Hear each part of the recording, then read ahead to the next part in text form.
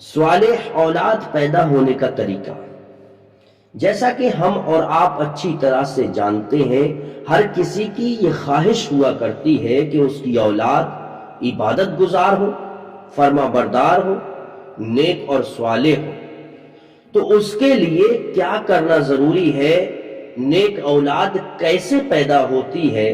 تو آئیے اللہ کے حبیب صلی اللہ تعالی علیہ وسلم کے پیارے پیارے اچھے اچھے فرامین کو سنیں اور اس پر عمل کریں تاکہ نیک صالح اولاد پیدا ہو۔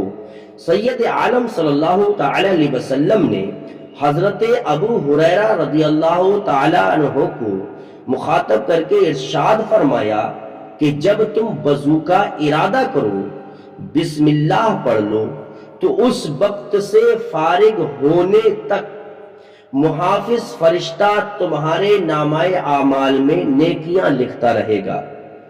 یعنی جو اللہ تبارک و تعالی نے تمہاری حفاظت کے لیے فرشتہ مقرر کیا ہے، تو وہ جب تک تمہارا وضو رہے گا تمہارے نامہ اعمال میں نیکیاں لکھتا رہے گا۔ اور آقا ارشاد فرماتے ہیں، اور جب اپنی اہلیہ سے یعنی بیوی سے مخصوص ملاقات کا ارادہ کرو تو بسم اللہ پڑھ لو، تو اس وقت سے غسل جنابت تک محافظ فرشتہ تمہارے نامہ اعمال میں نیکیاں لکھتا رہے گا۔ اور اگر اس ملاقات سے کوئی بچہ پیدا ہوا تو تمہارے نامہ اعمال میں اس بچے کے سانسوں کی تعداد کے برابر اور اس بچے کی جتنی نسلیں ہوں اس ساری نسل کے سانسوں کی تعداد کے برابر تمہارے نامہ اعمال میں نیکیاں لکھی جائیں گی۔ سبحان اللہ۔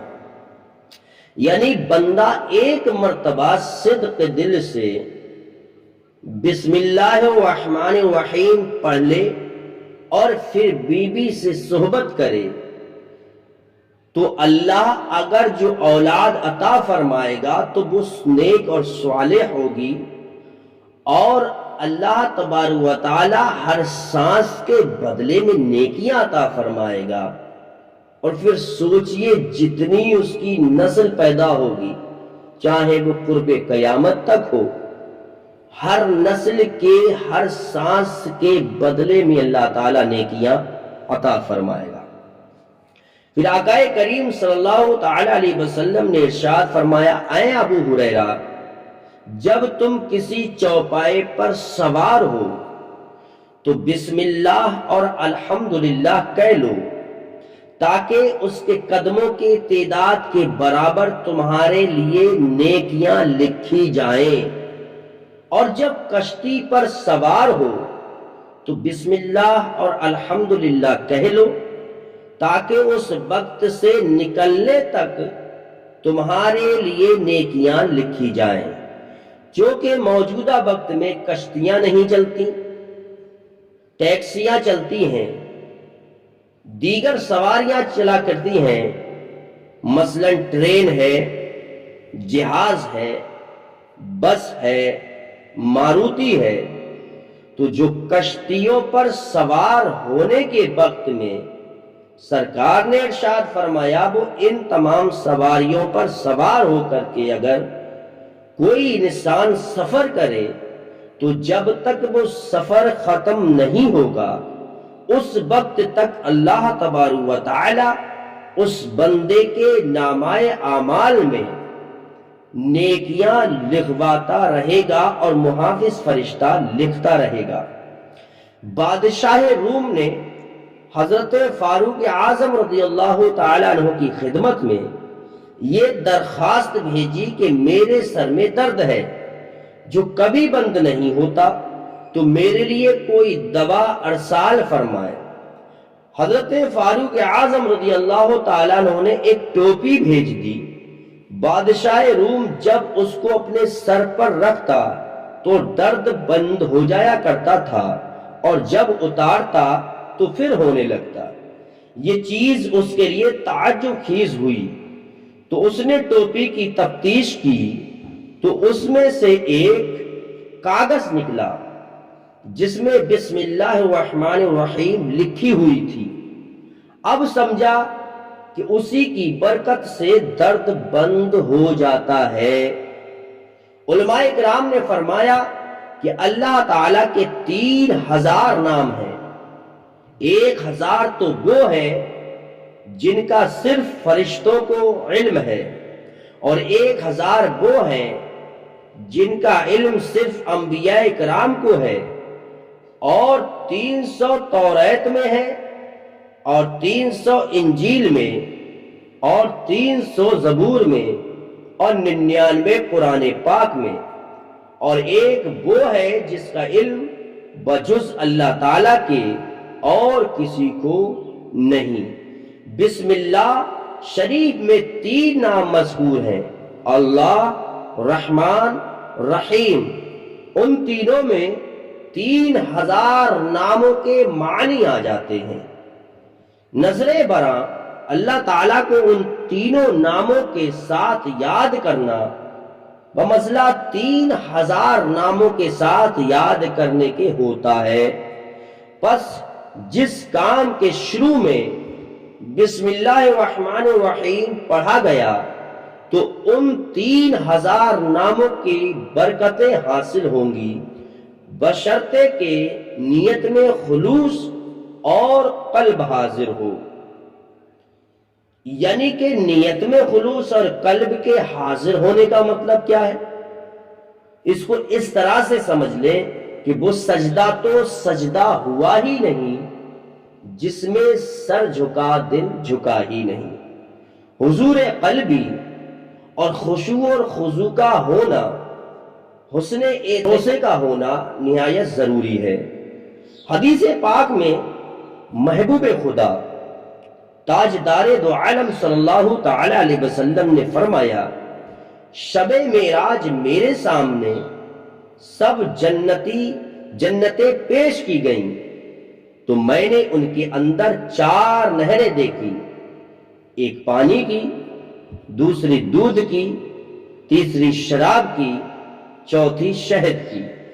میں نے جبریل علیہ السلام سے کہا کہ یہ کہاں سے آ رہی ہیں اور کہاں جا رہی ہیں؟ جبریل امین نے عرض کی، حوض کوثر میں جا رہی ہیں، اور مجھے یہ نہیں معلوم کہ کہاں سے آ رہی ہیں۔ اللہ تعالیٰ کی بارگاہ میں عرض کیجئے تاکہ وہ آپ کو بتا دے یا دکھا دے۔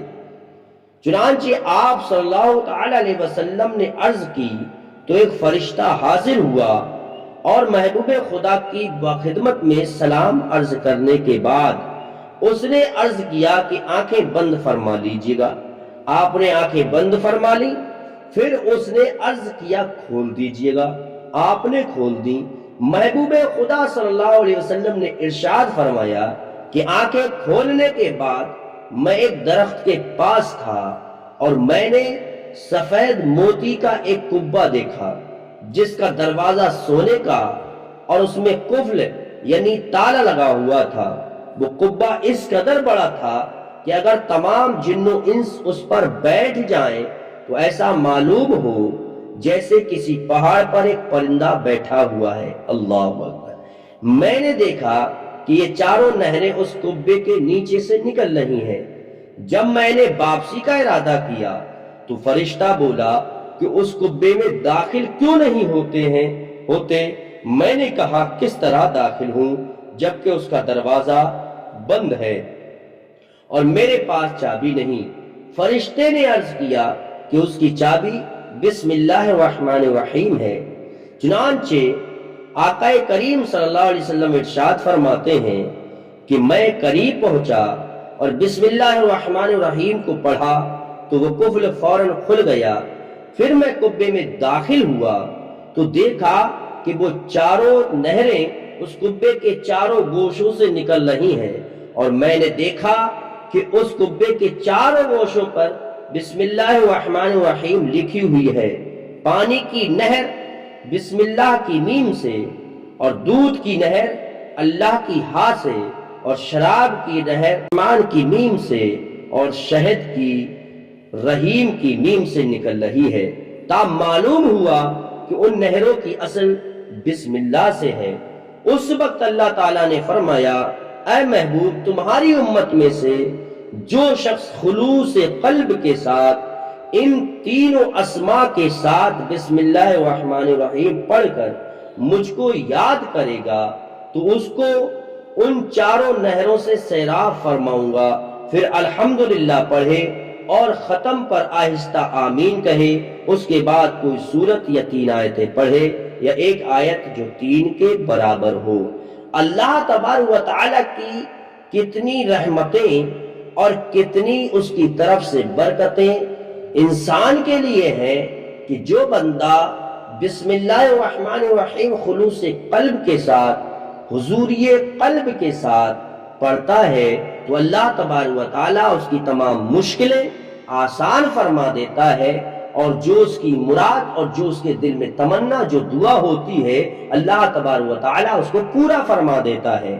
اس لیے آپ سے گزارش ہے کہ ہر نیک کام کرنے سے پہلے، ہر کام جو جائز ہے اس کو کرنے سے پہلے بسم اللہ الرحمن الرحیم ضرور پڑھ لیا کریں۔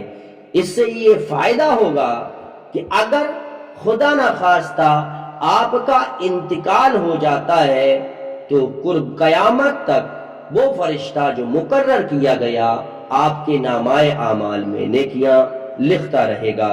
اللہ تبارک و تعالی ہمیں اور آپ کو زیادہ سے زیادہ ذکر خدا کرنے کی توفیق عطا فرمائے، اور ہر نیک کام کرنے سے پہلے بسم اللہ الرحمن الرحیم پڑھنے کی توفیق عطا فرمائے۔